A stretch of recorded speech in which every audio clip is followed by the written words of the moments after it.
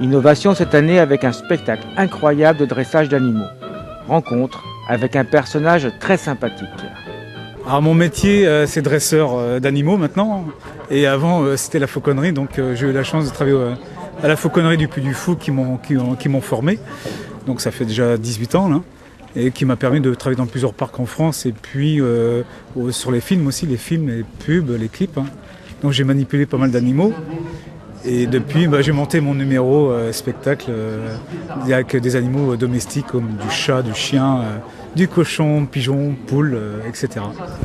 Est-ce que ça fait pas un peu quelque chose d'obliger des animaux à faire quelque chose qu'ils ne veulent peut-être pas forcément? Alors on peut le voir comme ça, mais moi je le vois pas comme ça. C'est-à-dire je les travaille avec gentillesse. C'est-à-dire qu'il y a des jours ils veulent travailler, il y a des gens qui ne veulent pas travailler, mais c'est pas grave, on fait avec, les gens comprennent. Parce que j'explique justement que les animaux on les force pas. C'est pour ça qu'il faut avoir une très bonne relation avec eux et que ça se passe le mieux possible, surtout sans les taper, c'est ce que je veux faire passer comme message. Toujours la récompense, ça peut être la caresse, comme je dis à chaque fois, et c'est tout simple, comme la petite croquette, la petite récompense de nourriture. Ce qui veut dire donc que même en dehors du dressage, monsieur tout le monde doit faire attention à ses animaux et pas forcément le taper pour lui faire comprendre. Voilà. Souvent, malheureusement, on a un métier, on a une vie qui est stressante, donc on n'a pas toujours le temps de passer du temps avec nos animaux.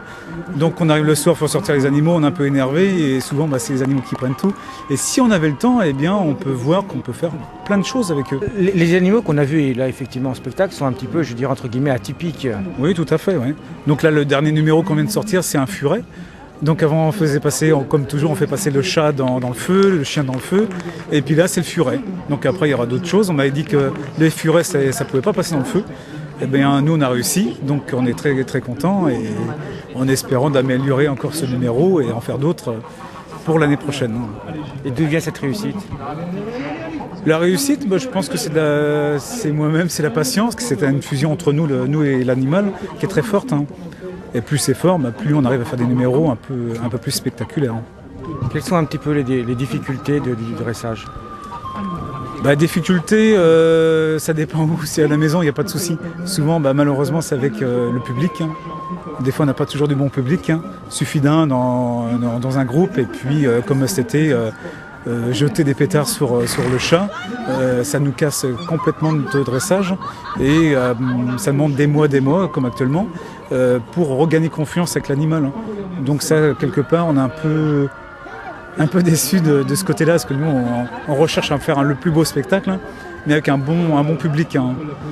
Donc malheureusement, tout le monde n'est pas toujours bon, mais c'est pas grave. Il y a des gens qui sont très sympathiques, heureusement, et qui nous motivent à continuer.